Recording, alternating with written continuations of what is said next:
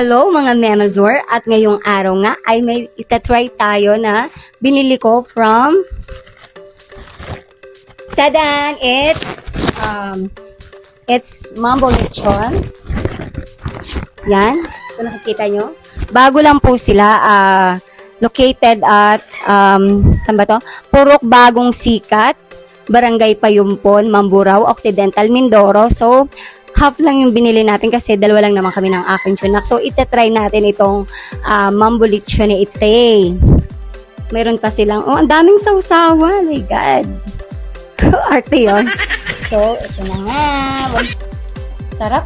Parang ang sarap Oh, tingnan nyo mga Memazor, mga Mars. Diba, matatakam kayo pag nakita nyo ito.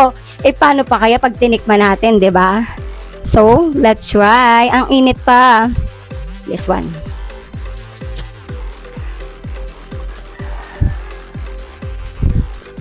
Masarap siya.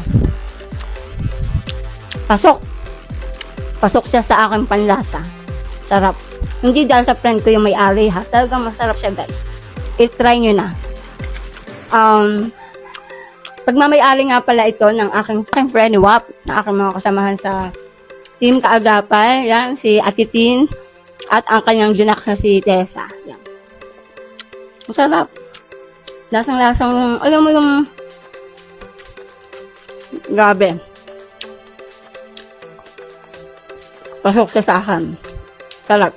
Pinagpapawisan ako. Sarap.